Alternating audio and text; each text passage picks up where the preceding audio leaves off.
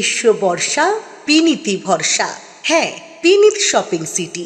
নমস্কার, আপনারা দেখছেন হুগলি আপডেট। আপনাদের সঙ্গে আমি উষা। আসছে খবরে, অকাল বৃষ্টিতে বর্তমানে জামালপুরে বিঘার পর বিঘা আলু চাষে ক্ষতি, মাথায় হাত চাষিদের। বৃহস্পতিবার অকাল বর্ষণে মাথায় হাত আলু চাষিদের, যেন বিনা মেঘে বজ্রপাতের মতো। এইভাবে হঠাৎ বৃষ্টিতে তাদের ফসল নষ্ট হবে স্বপ্নেও ভাবতে পারেনি। পূর্ব বর্ধমানে জামালপুরের বিস্তীর্ণ অঞ্চল জুড়ে আলু চাষ হয়। চাষিরা এই আলু চাষ করে যে অর্থ উপার্জন করে তাদের সংসার চালান। বেশিরভাগ কৃষক ঋণ নিয়ে চাষ করেন। মাঠ থেকে আলু তোলার ঠিক মুখেই এভাবে বৃষ্টিপাত হওয়ায় তারা ব্যাপক ক্ষতির আশঙ্কা করছেন। জমিতে এখনো জল দাঁড়িয়ে রয়েছে। সেই জল থেকে আলু তুলে কিছুটা বাঁচানোর চেষ্টা করছেন। তা কতটা সম্ভব হবে সে নিয়েও তারা সন্দিহান। বেশিরভাগ আলুই পচে নষ্ট হয়ে যাবে বলে তারা মনে করছেন। এই অবস্থায় সরকারি সাহায্যের আশায় তারা রয়েছেন। কোনোবার অতিবৃষ্টি, আবার কুয়াশার কারণে বারবার আলুতে পাতা রোগের প্রকোপ শুরু হয়। এই বছর ক্ষতি হলেও তারা আবার নতুন করে আশা নিয়ে আলু চাষ শুরু করেন। কিন্তু বৃহস্পতিবার বৃষ্টিতে সব ধুয়ে যায় তাদের সমস্ত আশা। এই বিষয়ে চাষিরা কি বলছেন শুনবো। আর কি দেখবো, যা অবস্থা হয়েছে, এ মাঠে গেলে কান্না পেয়ে যাচ্ছে, বুঝলেন। এত খরচি করে চাষ করে এ আলু টিকবে না। এই আলু এত জল পেয়েছে, হ্যাঁ, অকালে এই সময় জল, আবার ছোট ছোট শিলও পড়েছে। হ্যাঁ, জলের সঙ্গে শিল পড়েছে, জল দাঁড়িয়ে আছে, জল তো নিকাশি করার কোনো ব্যবস্থা নেই। আমি কোন দিকে জলটাকে নিকাশি করব? চারিদিকেই তো আলু জমি। আমি যেদিকে নিকাশি করব সেদিকেও তো একটা আলু জমি আছে। সুতরাং জল তো নিকাশি করার কোনো রাস্তা নেই, জল জমিতে আছে। এই কারণে আমরা ভাবছি আলু হবে না যা অবস্থা। ও যদি 4 আনা আলু হয়, হ্যাঁ, কেন পচে যাবে, নষ্ট হয়ে যাবে, অকালে সব নষ্ট হয়ে যাবে। হুগলি জামালপুর থেকে আশিস কুমার ঘোষের রিপোর্ট, হুগলি আপডেট। মুরগির মোড়ক বর্তমানে ভাতারে, খামার মালিকদের আশঙ্কা ব্লাড ফ্লু। পোল্ট্রি মুরগির অজানা রোগের চরমভাবে ক্ষতিগ্রস্ত পূর্ব বর্ধমান জেলা ভাতার ও আউশ গ্রামের মুরগি খামারিরা। কেন মুরগির মারা যাচ্ছে সে কারণ খামারিদের কাছে স্পষ্ট নয়। বিশেষজ্ঞরা জানিয়েছেন এটি কোনোভাবেই বার্ড ফ্লু এর ঘটনা নয়। নানা কারণের মুরগি মারা যেতে পারে। এই ধোঁয়াশার মাথায় হাত খামারিদের। ভাতারের নতুন গ্রামে গিয়ে দেখা গেল গ্রামে বেশ কিছু খামারি আছেন। তাদের প্রায় সবার খামারেরই গত কয়েকদিন ধরেই লাগাতার মুরগি মারা যাচ্ছে। দেখা যাচ্ছে ছোট মুরগি থেকে বড় মুরগি সবাই আক্রান্ত হচ্ছে। প্রথমে ঝিমুনির মতো হলেও ধীরে ধীরে মুরগি মারা যাচ্ছে। কোনো চিকিৎসাই কাজে আসছে না। এদিকে জেলায় বেশিরভাগ খামারি এখন কন্ট্রাক্টর ফার্মেরই মাধ্যমে মুরগি চাষ করেন। সেক্ষেত্রেও তাদের নিজেদের খাটুনি, লেবার চার্জ এবং তুষের জন্য বড় অঙ্কের খরচ সবটাই মারা যাচ্ছে। এইসব মৃত মুরগি গর্ত করে মাটিতে পুঁতে দিচ্ছেন খামারিরা, যাতে এই থেকে আর কোনো রোগ না ছড়ায়। সেই কথা মাথায় রাখতে হচ্ছে। এ বিষয়ে খামারিরা কি বলছেন শুনবো। যখন চাষ করছি, এই তো পোলট্রিতে চাষ করি, পোলট্রি চাষ করেই খেতে খাওয়াটা এই দিয়ে হয়। তাই দিয়ে এইভাবে গাল লাটে তো মরে গেল, প্রচুর মরে গেল, কিছুই পেলাম না। এই লাটেও এই অবস্থা, মরছে, তাহলে কী করা যাবে? তাই তো যা বাচ্চার দাম, যা কোম্পানি বস্তা খাবার খাচ্ছে, সবই তো ওরাই নেবে, তাহলে আমরা আর কী পাবো? এই যেটা গাধার খাটনি হচ্ছে আমাদের, এটা তাহলে কী করা যাবে? প্রচুর মরছে। দেখো, এই 7 দিনের বাচ্চা আজকে মরে গেল, মোটামুটি 500-600 পিস মরে গেল আজকেই? হ্যাঁ, ফেলে দিলাম। কি রোগ হয়েছে? কি রোগ বটে কে এনাকে, সবারই মরছে গ্রামে, সব গোটা গ্রামে। ওদের তো বড় গোনা তো ফার্ম শেষ হয়ে যাচ্ছে। ভাতার নতুন গ্রাম থেকে আশিস কুমার ঘোষের রিপোর্ট, হুগলি আপডেট। ভারতের হৃদয়ে Mamata Abhishek. Social media group Hooghly জেলার পক্ষ থেকে বিনা ব্যয়ে স্বাস্থ্য পরীক্ষা ও গুণীজনদের সম্বর্ধনা হয়ে গেল। ভারতের হৃদয়ের মমতা হুগলি শ্রীরামপুর সাংগঠনিক জেলা নবনিযুক্ত সহসভাপতি তথা হুগলি শ্রীরামপুর সাংগঠনিক জেলা মহিলা সম্পাদিকা দেবশ্রী ব্যানার্জির উদ্যোগে ও ভারতের হৃদয়ের Mamata Abhishek social media group Hooghly জেলার পক্ষ থেকে হুগলি গড়বাটি সুইমিং ক্লাব মাঠে free health check up camp, একই সঙ্গে গুণীজন ও সাংবাদিক শতাধিক সম্বর্ধনা দেওয়া হয়। এই বিশেষ অনুষ্ঠানে উপস্থিত ছিলেন সোশ্যাল মিডিয়ার রাজ্য কমিটির অন্যতম বিশিষ্ট ব্যক্তি মোহন সিংহ রায়, বাংলার হৃদয়ে মমতা অভিষেক সোশ্যাল মিডিয়ায় রাজ্য সেক্রেটারি হেমন্ত পাল, রাজ্যের কোঅর্ডিনেটর অভিষেক গুপ্তা, পৌরসভার পৌরপ্রধান অমিত রায়, চুঁচুড়া টাউন সভাপতি সঞ্জীব মিত্র, সোশ্যাল মিডিয়ার ভারতের হৃদয়ে মমতা অভিষেক জেলা সভাপতি স্বপন দত্ত, হুগলি শ্রীরামপুর সাংগঠনিক জেলা মহিলা সম্পাদিকা দেবশ্রী ব্যানার্জি, কাউন্সিলর ঝন্টু বিশ্বাস, রীতা দত্ত, দেবযানী দত্ত, তৃণমূল ছাত্র পরিষদের সভানেত্রী বৈশালী দত্তগুপ্ত, সাউথ কলকাতা সহ সভাপতি জয়ন্তী বোস, আরামবাগ বিধানসভার সভাপতি সত্যরঞ্জন পাত্র সহ সোশ্যাল মিডিয়া ও তৃণমূল কংগ্রেসের শতাধিক ব্যক্তি উপস্থিত ছিলেন। সংবর্ধনার পাশাপাশি আগামী 2026-এর বিধানসভার নির্বাচনের কিভাবে কাজ করতে হবে এবং মমতা বন্দ্যোপাধ্যায়কে চতুর্থবারের জন্য মুখ্যমন্ত্রী করার তাগিদ নিয়ে এক বিশেষ আলোচনা বৈঠক হয়ে গেল। হুগলি থেকে চন্দনা দত্তের রিপোর্ট, হুগলি আপডেট। যে আমাদের সামাজিক মাধ্যম আছে আমাদের দলের, সেই সামাজিক মাধ্যমের উদ্যোগে এখানে স্বাস্থ্য পরিষেবা শিবির অনুষ্ঠিত হচ্ছে এবং সেই উপলক্ষে আজকে এখানে উপস্থিত আছেন হুগলি চুঁচুড়ার জন্য যে আমাদের মাননীয় মুখ্যমন্ত্রী যখন মুখ্যমন্ত্রী হয়নি দলটা তৈরি করেছেন, দলটা উনি তৈরি করেছিলেন তার কারণ কংগ্রেস তার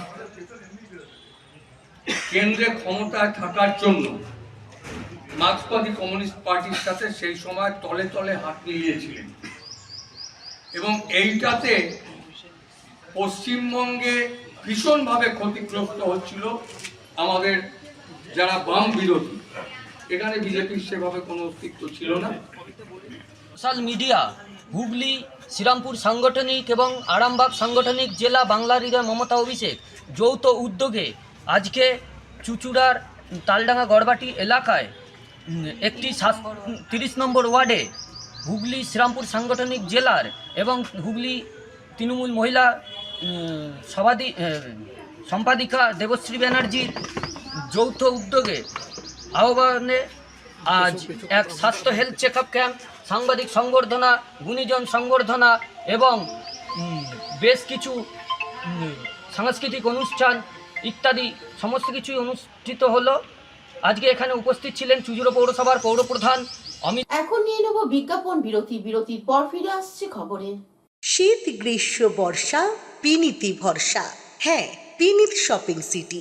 যে কোনো মরশুমের রেডিমেড জামা কাপড় পাওয়া যায় একই ছাদের তলায়। ছোট থেকে বড়, পুরুষ, মহিলা ও শিশুদের একমাত্র নির্ভরযোগ্য প্রতিষ্ঠান। শীতকালীন যে কোনো শাড়ি, জিন্স, টপ, কুর্তি, চুড়িদার, পাঞ্জাবি মানেই পিনিত শপিং সিটি। আখন বাজার, চুঁচুড়া, Hooghly. Enjoy a weekend at Vedam, the paradise of peace. A home away from home.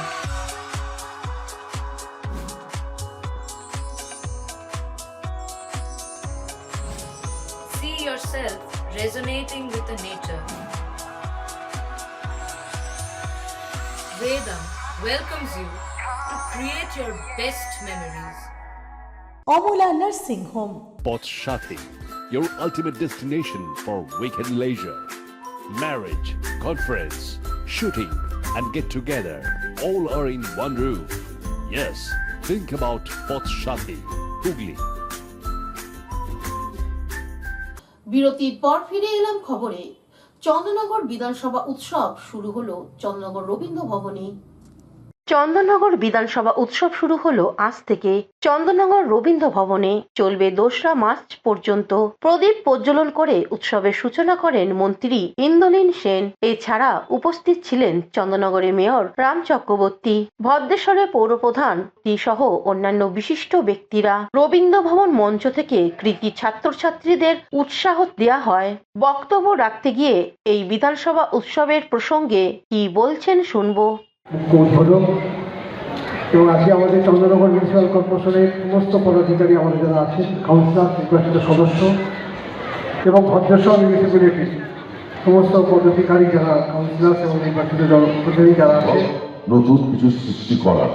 তাই তারা যাতে আরো ভালো কাজ করতে পারে, আরো বাংলার মানুষকে আরো ভালো রাখতে পারে, আমাদের অ্যাজ অ্যান অ্যাডমিনিস্ট্রেটর, জনপ্রতি হিসাবে এটা আমাদের মূল দায়িত্ব যে তাদের স্বাচ্ছন্দ্য, তাদের ন্যূনতম যেটা প্রয়োজন সেটা যাতে আমরা তাদের জন্য এগিয়ে দিতে পারি। আমরা যথাসাধ্য চেষ্টা করি সার্বিকভাবে।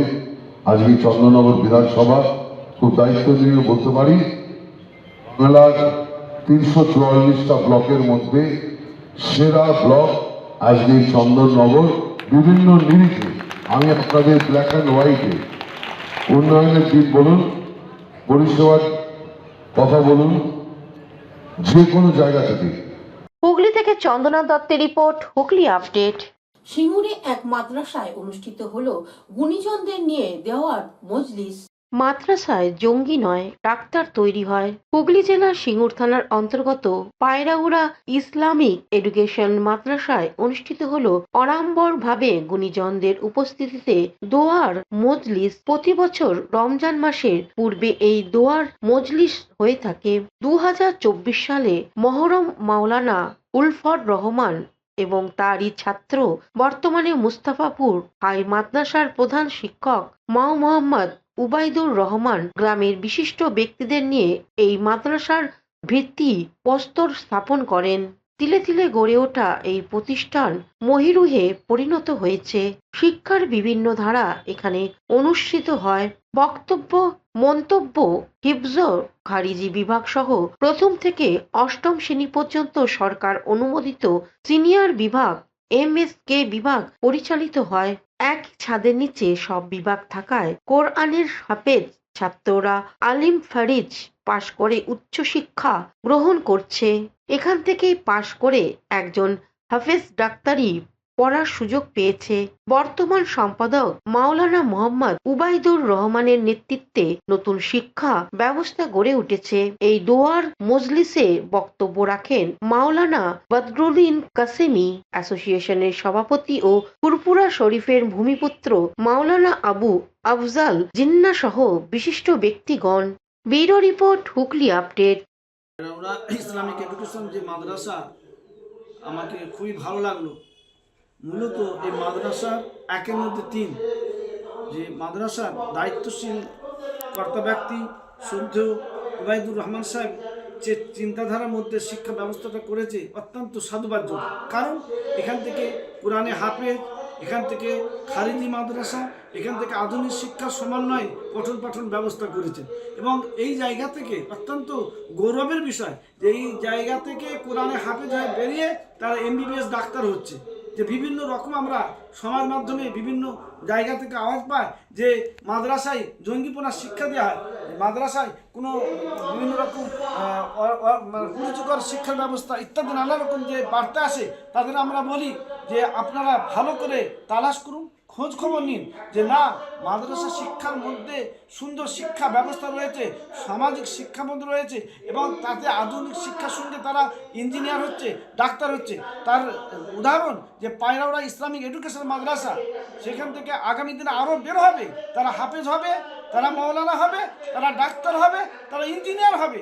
এইরকম একটা উন্নততর যে শিক্ষা ব্যবস্থার চিন্তা নিয়ে যে এই মাদ্রাসা এগোচ্ছে, আগামী দিনে সুন্দর একটা মডেল হয়ে দাঁড়াবে এই মাদ্রাসা, এটা আমার মনে হয়। চিনসুরা যুব সংঘের উদ্যোগে অনূর্ধ্ব 16 বছর নক আউট ফুটবল প্রতিযোগিতা শুরু হলো।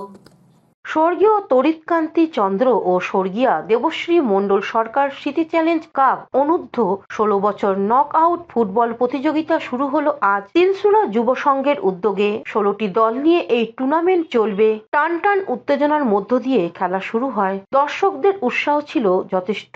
এবার এই টুর্নামেন্ট প্রসঙ্গে যুব সংঘের সম্পাদক কীর্তি চন্দ্র এক সাক্ষাৎকারে কি বলছেন শুনবো। এখন এবছরে আমরা আন্ডার 16 ফুটবল প্রতিযোগিতা করছি। এতে অ্যাকচুয়ালি মাঠ থেকে ছেলেরা খেলা থেকে সরে যাচ্ছে। এই খেলাটা যাতে উদ্বুদ্ধ হয়, খেলাটা যাতে দেখে আনন্দ পায়, সেই জন্য ছেলেদের আকৃষ্ট করার জন্য এটাই আমাদের মূল উদ্দেশ্য।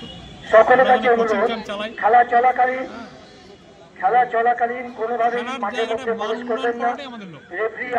হুগলি থেকে পানুপালের রিপোর্ট, হুগলি আপডেট।